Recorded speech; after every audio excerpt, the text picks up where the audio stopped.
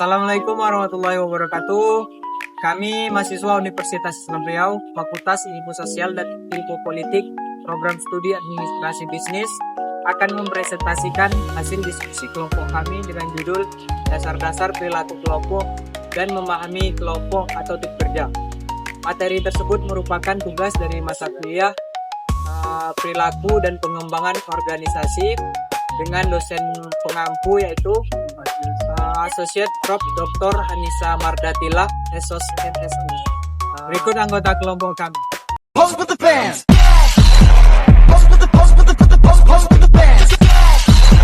Pose with the pose with the pose pose pose with the fans. Pose with the fans.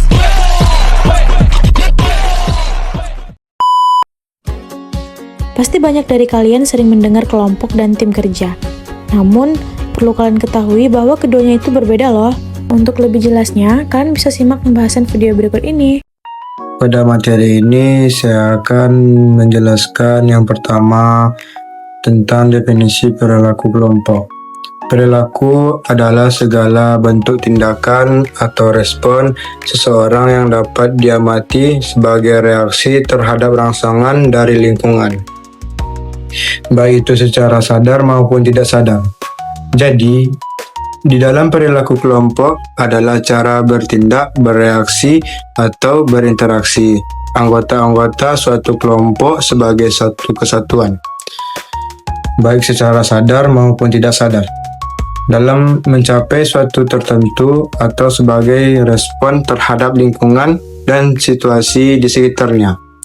Yang kedua itu aspek pentingnya yang terkait dinamika kelompok, yaitu merupakan salah satu alat manajemen untuk menghasilkan kerjasama kelompok yang optimal agar pengelolaan kelompok menjadi efektif, efisiensi, dan produktif.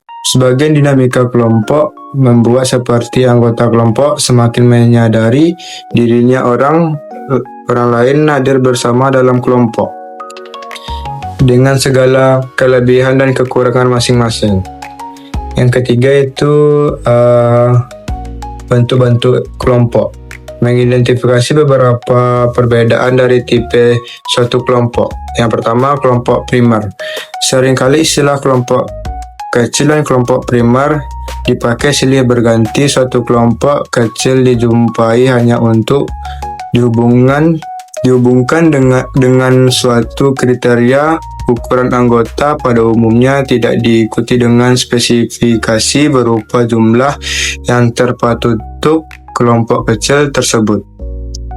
Jadi, semua kelompok primer adalah kelompok yang kecil ukurannya, tetapi tidak semua kelompok kecil adalah primer. Yang kedua, kelompok formal. Kelompok formal adalah suatu kelompok yang sengaja dibentuk untuk melaksanakan suatu tugas tertentu. Anggota-anggota biasanya diangkat oleh organisasi, tetapi itu tidak harus sedemikian pada setiap kasus. Sejumlah orang yang melaksanakan suatu tugas tertentu merupakan bentuk dari kelompok formal ini. Yang ketiga itu kelompok informal, yaitu suatu kelompok yang tumbuh dari proses interaksi, daya tarik, dan kebutuhan seseorang. Anggota kelompok tidak diatur dan diangkat. Keanggotaan ditentukan oleh daya tarik bersama dari individu dan kelompok. Kadangkala kelompok informal berkembang atau keluar dari organisasi formal. Baik, selanjutnya saya akan menjelaskan faktor-faktor yang mempengaruhi prestasi kelompok. Dalam prestasi kelompok ini ada dua faktor yang mempengaruhi. Yang pertama itu ada faktor eksternal. Ini adalah faktor yang berasal dari luar organisasi atau kelompok. Dalam faktor eksternal ini sendiri terdapat beberapa cakupan yang dapat mempengaruhi tercapainya tujuan atau prestasi kelompok tersebut. Yang pertama ada strategi organisasi, merupakan arah dan kebijakan yang ditetapkan. Yang kedua adalah struktur wewenang, adalah garis pelopor dan posisi kelompok dalam hierarki. Yang ketiga ada peraturan formal, merupakan aturan yang membuat kinerja kelompok menjadi konsisten. Yang keempat ada sumber daya organisasi. alokasi uang, waktu, bahan, dan peralatan merupakan penunjang sehingga tercapainya prestasi kelompok tersebut. Yang kelima ada proses seleksi. Kualitas anggota atau penyaringan anggota yang berkualitas tentunya akan meningkatkan kinerja dan produktivitas ke yang lebih baik lagi sehingga tujuan dari suatu kelompok tersebut dapat tercapai. Yang ketujuh ada lingkungan fisik, merupakan kondisi ruangan, suhu, dan kenyamanan suatu kelompok tersebut. Yang kedua ada faktor internal atau pengaruh dari anggota. Ini adalah karakteristik individu yang dibawa oleh setiap anggota ke dalam kelompok. Dalam faktor internal ini terdapat beberapa cakupan yang dapat mempengaruhi prestasi suatu kelompok. Yang pertama yaitu kemampuan. Kemampuan ini dimaksud seperti keterampilan, pengetahuan, dan keahlian yang dimiliki setiap anggota sehingga dapat menunjang produktivitas dan tujuan suatu kelompok tersebut dapat tercapai. Yang kedua yaitu ada karakteristik kepribadian, sifat personal yang dapat mempengaruhi interaksi dan kerjasama antar anggota tentunya menjadi hal yang terpenting demi tercapainya prestasi suatu kelompok. Baik, selanjutnya ada tahap-tahap pengembangan kelompok. Kelompok biasanya melalui serangkaian 5 fase untuk mencapai kematangan dan efektivitas kerja. Yang pertama yaitu adalah pembentukan atau forming. Tahap ini adalah tahap orientasi dan ketidakpastian masih menjadi fokus tinggi. Anggota mulai mengenal satu sama lain dan mencoba memahami apa peran mereka. Yang kedua ada konflik atau storming. Fase ini muncul perselisihan, ketegangan, dan perebutan kekuasaan anggota menentang norma dan batas yang mulai terbentuk. Yang ketiga ada normalisasi atau norming. Pada fase ini stabilitas, rasa persahabatan, dan keakraban meningkat. Kelompok mulai sepakat pada fokus pada tujuan tertentu tersebut. Yang keempat ada fase berkinerja atau performing. Fase ini di mana kelompok sudah berfungsi penuh, struktur kelompok sudah diterima, dan energi utama dialihkan sepenuhnya untuk mencapai tujuan kelompok. Yang kelima adalah pembubaran atau adjourning, adalah inti fase penyelesaian akhir. Disinilah evaluasi kinerja dilakukan untuk perbaikan ke depannya. Baik, selanjutnya ada kondisi internal kelompok. Kondisi ini adalah unsur-unsur di dalam kelompok yang harus diwujudkan agar kelompok dapat mencapai tujuannya. Unsur-unsur tersebut diantaranya yang pertama adalah struktur organisasi. Struktur organisasi itu artinya pembagian tugas dan wewenang setiap individu di dalam suatu kelompok. Yang kedua ada peraturan formal. Peraturan formal di sini yaitu ketentuan, prosedur, dan kebijakan tertulis di dalam suatu kelompok. Yang ketiga ada sumber daya organisasional, yang artinya ketersediaan sumber daya seperti waktu, bahan, peralatan, dan penempatan lokasi kerja. Yang keempat ada postur kinerja, yaitu cara kelompok bekerja dan berinteraksi sehari-hari. Yang kelima ada budaya organisasi, yaitu standar perilaku yang diterima, mana yang baik dan mana yang tidak baik dalam suatu kelompok tersebut. Yang terakhir ada kelompok informal, yaitu hubungan sosial yang terbentuk secara alami bukan karena aturan formal, berdasarkan interaksi dan kebutuhan. Baik, selanjutnya saya akan menjelaskan materi tentang tantangan dan peluang perilaku kelompok. Tantangan dan peluang perilaku kelompok dalam dunia organisasi. Perilaku kelompok dipengaruhi oleh beberapa faktor seperti peran individu, norma, kekompakan, dan keanekaragaman. Faktor-faktor ini menciptakan tantangan dan sekaligus peluang suatu organisasi menjadi inovasi dan produktivitas yang lebih tinggi jika dikelola dengan baik. Tantangan yang pertama yaitu konflik peran. Konflik peran terjadi jika individu kesulitan untuk menjalani tanggung jawab ganda. Misalnya nih, manajer yang harus objektif dalam menilai kinerja karyawan sekaligus empati sebagai pembimbing. Yang kedua ada konflik kelompok.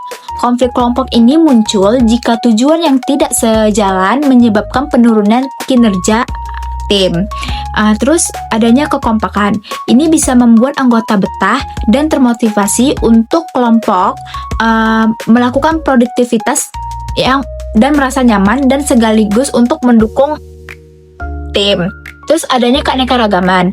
Dengan perbedaannya keanekaragaman seperti adanya latar belakang, rumus atau pengalaman menyebabkan kurangnya kompak suatu pekerjaan. Materi kedua yaitu proses pengambilan keputusan kelompok. Suatu organisasi banyak keputusan diambil melalui kelompok atau tim kerja. Menurut Robbins 2017, pengambilan keputusan secara kelompok memiliki sejumlah keunggulan. Salah satunya yaitu kemampuan untuk menghasilkan informasi dan pengetahuan yang lebih kaya dengan menggabungkan berbagai sumber daya dan pandangan dari beberapa individu lainnya. Kelompok dapat memberikan beragam masukan serta menciptakannya proses pengambilan keputusan.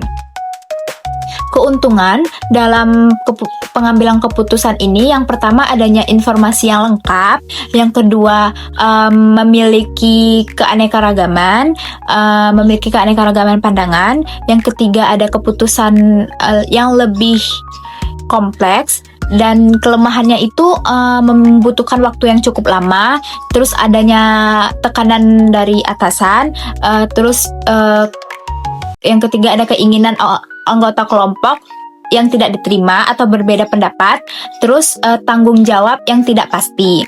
Definisi tim kerja terdiri dari beberapa orang yang bekerja sama dengan baik dan saling mendukung. Kerjasama masing-masing anggota tim bisa menghasilkan presentasi yang lebih baik daripada kita harus bekerja sendiri-sendiri. Menurut ahli Tihar Jardi 2012, tim adalah dua orang atau lebih yang saling berinteraksi secara aktif, mandiri, untuk mencapai tujuan yang sama. Umumnya, tim ini memiliki jumlah anggota yang lebih sedikit dan tujuan yang lebih jelas. Tim kerjasama yang berhasil terjadi dari orang-orang yang mampu mengisi setiap peran dan memiliki orang-orang yang sesuai untuk memainkan perannya masing-masing, sesuai dengan keterampilan, pilihan mereka. Dan tim ini berfungsi dengan baik juga, memiliki beberapa ciri khas seperti sumber daya yang memadai, ya, terus kepemimpinan yang efektif, terus adanya saling kepercayaan antara anggota kelompok, dan mencerminkan hasil kerja sama seluruh tim. Selain itu, setiap anggota tim juga harus mampu berkomunikasi secara terbuka, jujur, untuk menghadapi perbedaannya pendapat, dan untuk menyelesaikan konflik jika ada. Tujuan pribadi ini untuk kesejahteraan tim. Bagi banyak karyawan, hal ini terasa sulit atau bahkan mustahil dilakukan. Sekian presentasi saya. Materi selanjutnya akan dijelaskan oleh presentator selanjutnya. Baik, selanjutnya tipe tim. Tipe tim terbagi menjadi 5. Yang pertama ada tim kerja, yang kedua tim manajemen, yang ketiga tim paralel, yang keempat tim proyek, dan yang kelima tim aksi. Tim kerja adalah sekelompok orang yang berkolaborasi atau bekerja sama untuk mencapai tujuan, memanfaatkan keahlian, pengetahuan, dan perspektif yang berbeda. Tujuannya untuk menyelesaikan tugas-tugas yang sulit dan memecahkan masalah lebih efektif dibandingkan kerja individu. Yang kedua ada tim manajemen. Tim manajemen adalah sekelompok manajer yang bersama-sama bertanggung jawab untuk mengelola operasi harian, strategi bisnis, dan arahan umum sebuah organisasi. Yang ketiga ada tim paralel.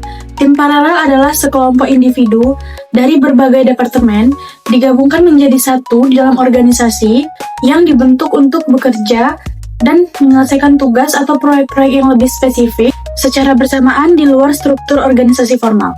Dan yang keempat itu ada tim proyek. Tim proyek adalah sekelompok orang yang memiliki keahlian dan tanggung jawab yang beragam, yang bekerja sama untuk mencapai tujuan dari proyek tersebut. Dan yang kelima itu ada tim aksi. Tim aksi adalah jenis kelompok kerja yang fokus pada tugas-tugas taktis atau situasi-situasi yang berisiko tinggi, gunanya untuk mencapai tujuan bersama. Selanjutnya, bentuk-bentuk tim kerja. Bentuk tim kerja itu terbagi menjadi 4. Yang pertama itu ada tim pemecah masalah. Tim pemecah masalah ini adalah sekelompok orang yang dibentuk untuk mengidentifikasi, menganalisis, dan menemukan solusi atau masalah yang ada di organisasi. Yang kedua itu ada tim self-managed work, atau dapat disebut juga tim yang dikelola sendiri. Tim ini merupakan sekelompok karyawan yang beroperasi secara mandiri untuk mencapai tujuan bersama, bertanggung jawab penuh atas pekerjaan mereka, membuat keputusan, dan bertanggung jawab menyelesaikan masalah tanpa arahan dan pengawasan dari atasan.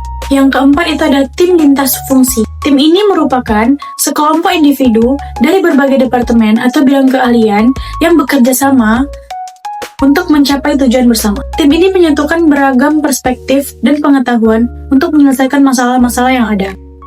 Dan yang terakhir itu ada tim virtual. Tim ini merupakan sekelompok orang yang bekerja sama dari lokasi geografis yang berbeda, berkomunikasi melalui teknologi dan berkolaborasi untuk mencapai tujuan bersama. Selanjutnya ada peran tim. Peran tim ini sendiri sangat penting untuk kesuksesan organisasi, yaitu meningkatkan produktivitas, menghasilkan ide-ide baru, memecahkan masalah, membangun komunikasi dan kepercayaan, serta mendukung dan memotivasi anggota melalui kolaborasi dan saling mengandalkan untuk mencapai tujuan bersama.